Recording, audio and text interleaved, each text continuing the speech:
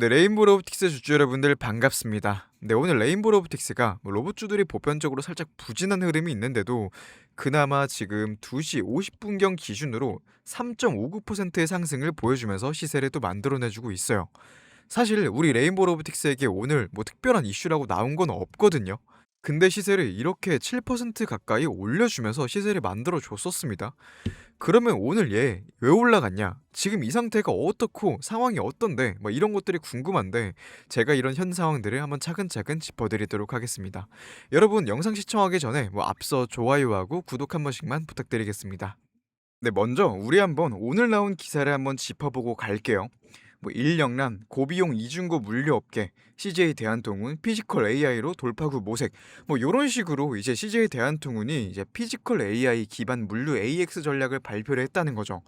이게 단순히 이제 로봇이 반복 작업을 하는 그런 수준을 넘어가지고 이제 물건을 인식을 하고 또 경로를 판단을 하고 지품과 이동까지 이제 싹 다 이제 스스로 수행하는 그런 단계로 진화하고 있다는 겁니다. 물류업계는 지금 인력난이나 고비용 문제로도 골머리를 앓고 있다고 하죠.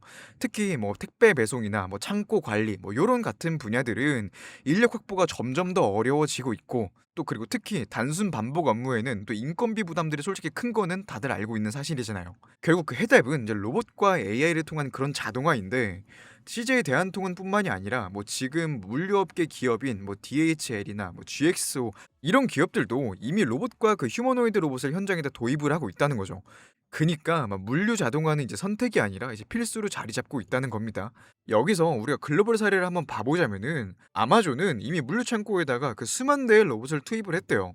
그리고 테슬라는 그 휴머노이드 로봇을 생산 라인에다가 직접적으로 배치를 하는 또 그런 계획을 공개를 했고, 그니까 이제 물류 자동화라는 거는 그 단순히 물류 업계만의 그런 이야기가 아니라 전 세계적인 그 산업 구조에서 전체가 이제 로봇 중심으로 재편이 되고 있다는 또 그런 신호로 받아들일 수가 있는 거예요. 여러분들도 아시겠지만 특히 한국은 산업 구조나 경제 전반 이런 데에서 미국보다 항상 좀 뒤에 있는 경우가 대부분 많잖아요. 그래 가지고 한국은 특히 미국이나 글로벌 선진국에서 이미 또 성공적으로 자리 잡은 모델이나 그런 시스템들을 보고 그걸 또 벤치마킹해서 도입하려는 그런 경향들이 좀 강합니다. 왜냐면은 이미 앞에 잘 된 예시들이 떡하니 있으니까. 그렇게 하면은 이제 실패 위험들도 줄이고 또 빠르게 따라잡을 수도 있는 거고 그렇게 되는 건데, 그렇다면은 미국에서 아마존이 물류 창고에다가 그 수만 대의 로봇을 투입하고 있고 테슬라가 휴머노이드 로봇을 생산 라인에다가 이제 배치를 하려는 그런 계획을 공개했다는 거는 결국 한국도 이 흐름을 따라갈 수밖에 없다는 뜻이겠죠. 그렇게 된다면은 이제 로봇에 대한 판매율은 자연스럽게 높아질 수밖에 없고, 그리고 시장 점유율 역시도 확대될 수밖에 없다는 거죠. 그리고 이 흐름은 우리 레인보우 로보틱스랑도 직접적으로 연결이 되는데, 레인보우 로보틱스는 삼성이랑 협력을 해가지고 산업용 로봇을 그 스마트 팩토리나 반도체 라인 그 자동화에 투입을 할 준비를 하고 있죠. 그니까 글로벌 선진국들의 성공 사례가 그대로 한국에 도입이 되는 순간에 이제 레인보우 로보틱스 같은 그런 국내를 대표하는 기업들은 그 수요를 직접적으로 싹 다 흡수를 하게 되는 거예요. 물론 이런 방향들은 우리 레인보우 로보틱스와의 그 매출과도 직접적으로 연결되는 그런 흐름들이 만들어지겠죠. 산업 전반에 있어가지고 로봇 수요가 커지면은 그 수요를 가장 먼저 흡수하는 기업이 아무래도 우리 레인보우 로보틱스가 될 수밖에 없다는 거죠. 따라서 CJ 대한통운의 그런 피지컬 AI 전략이나 글로벌 사례들은 단순히 그런 한 기업의 그런 발표가 아니라 이제 우리 레인보우 로보틱스의 그 성장성과 매출 확대를 뒷받침할 수 있는 또 강력한 이유라고 볼 수도 있는 거예요. 네, 다음으로는 이제 금융, 창투사의 로봇주까지 주도주를 넘보는 그런 정책 수혜주 이런 식으로 기사가 올라온 게 있는데, 최근에 정부가 배당소득 분리과세나 이제 모험자본 활성화 이런 정책들을 내놓으면서 증시의 자금 유입이 기대가 점점 더 커지고 있는 상황이죠. 이 과정에서 또 금융권하고 창투사들이 단순히 그런 고배당주만 보는 게 아니라 정책 수혜주로서 로봇주에도 점점 더 큰 관심을 확대하고 있다는 그런 점이 중요하게 봐야 될 포인트예요. 실제로 기관이나 외국인 투자자들은 이제 KB금융이나 신한지주 같은 그런 고배당주를 매수를 하면서 또 동시에 로봇주에게도 눈을 돌리고 있습니다. 왜냐면은 이제 로봇주는 그렇게 단순히 그 한 업종의 그런 테마로만 자리 잡고 있는 게 아니라 제조업 전반으로 확산될 수밖에 없는 그런 구조적 성장 산업이기 때문이에요.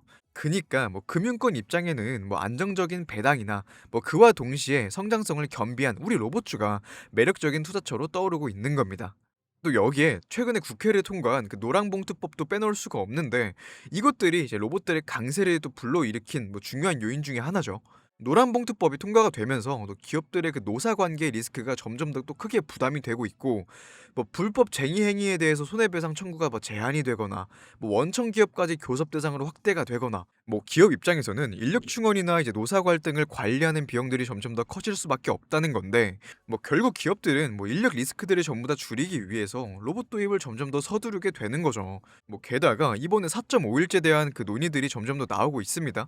물론 쉬는 날이 늘어나 가지고 뭐 우리 근로자분들은 뭐 삶의 질이 올라간다 뭐 이런 식으로 좋아하실 수도 있겠죠. 근데 뭐 기업 입장에서는 근로 시간이 줄어드는 만큼 그만큼 또 생산을 할 수 있는 그 방법이 줄어들게 됩니다. 뭐 그렇다면은 뭐 사람이 줄어든 시간을 메꾸는 방법은 결국 로봇밖에 없잖아요. 그리고 현실적인 그런 인력난 문제도 있는데, 뭐 알바몬이나 우리 알바청 같은 데 들어가 보면은 뭐 상하차, 뭐 물류 알바 뭐 이런 공고들이 매일 올라오잖아요. 심지어 뭐 그게 힘들다고 뭐 하루 단위로 사람을 구하는 경우도 많습니다. 뭐 새로운 사람이 들어오면은 뭐 매번 처음부터 또 교육을 시켜야 되고, 뭐 적응할 때까지 뭐 효율도 나오지도 않는데 그걸 데리고 있어야 되죠. 게다가 몸 쓰는 일이라서 시급도 다른 알바보다 높은 편이고, 만약에 또 4.5일제가 도입이 되면은 또 쉬는 날이라고 또 추가 수당까지 또 얹어줘야 돼요. 그러다 보니까 뭐 결국에는 노랑봉투법이나 뭐 4.5일제 같은 이런 정책들은 인력난 현실이 결국 전부 다 맞물리면서 기업들이 로봇을 활용할 수밖에 없는 그런 환경을 조성하고 있습니다. 그리고 이제는 뭐 로봇들이 기술들이 전부 다 충분히 또 뒤에서 받쳐주니까 기업 입장에서는 뭐 사람을 쓰는 것보다는 뭐 로봇을 쓰는 게 훨씬 더 이득인 뭐 그런 세상이 오게 된 거죠. 그리고 뭐 이런 흐름들은 이제 ETF나 이런 펀드 시장에서도 그대로 또 반영이 됩니다. 로봇 테마 ETF가 뭐 최근에도 높은 수익률을 기록을 하면서 투자자들의 그런 관심을 끌고, 뭐 그 안에서 편입된 종목 중에 하나가 바로 또 우리 레인보우 로보틱스입니다. 그니까 즉 기관하고 외국인이 ETF를 통해서 자금을 넣으면은 그 수급들이 자연스럽게 또 레인보우 로보틱스에 이어지는 또 그런 구조가 만들어지게 되는 거죠. 그리고 이제 우리가 마지막으로 한번 짚어봐야 될 게, 뭐 지금 시장에서 레인보우 옵틱스가 과연 어디에 있고 그다음에 앞으로 어떤 흐름을 탈 수 있냐, 뭐 요걸 한번 봐야 될 것 같아요. 최근에는 로봇 장세는 딱 두 단계로 나뉘었다고 볼 수 있겠죠. 첫 번째는 뭐 AI 서비스 그 로봇 중심의 흐름이었고, 뭐 거기 내에서는 우리 레인보우 로보틱스 그다음에 로보티즈 뭐 큐렉소 이런 종목들이 이제 병원 창고, 뭐 머닝러신 이런 수요 기대감으로 시장을 한번 이끌었었습니다. 근데 지금은 약간 좀 다르죠.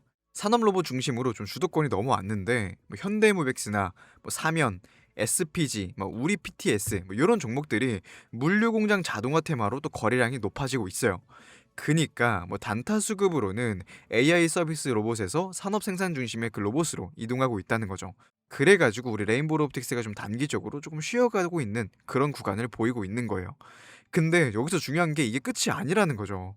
앞으로 순서를 보면은 뭐 지금은 산업 로봇이 이제 단타 수급을 받고 있는데, 다음으로는 제조 자동화나 이제 피지컬 AI 분야 이쪽으로 수급이 갈 확률이 높고, 그리고 그 다음에는 다시 서비스, 뭐 병원, AI 로봇 이런 것들이 타이밍을 받을 가능성이 좀 높습니다.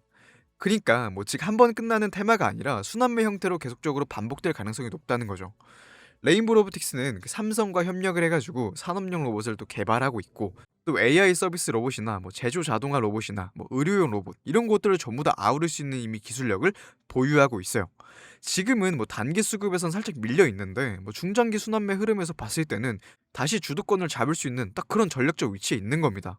레인보우 로보틱스는 좀 단기적으로 쉬고는 있는데, 뭐 이벤트나 수급 전환이 오면은 다시 폭발할 수 있는 또 그런 위치에 있어요.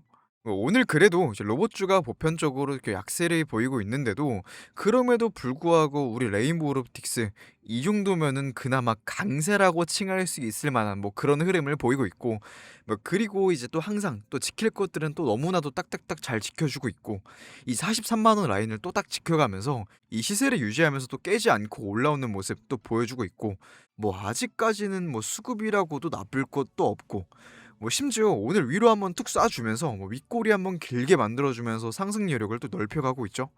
뭐 아까 보니까 뭐 47만 5천 원 이 부근에 호가들이 좀 많이 쌓여 있더라고요.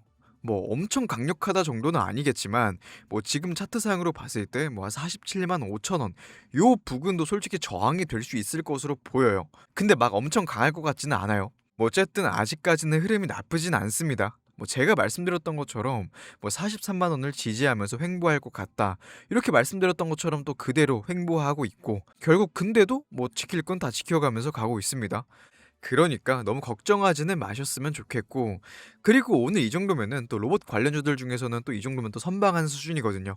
그니까 뭐 이런 좋은 주식들 별 걱정 없이 뭐 지속적으로 홀딩만 하시면 될 것 같습니다. 네, 오늘 영상은 이렇게 마무리하도록 하겠습니다. 네, 오늘 하루도 너무나도 고생이 많으셨고 오늘 영상이 혹시라도 도움이 되셨다면은 좋아요하고 구독 한 번씩만 부탁드리겠습니다. 네, 감사합니다.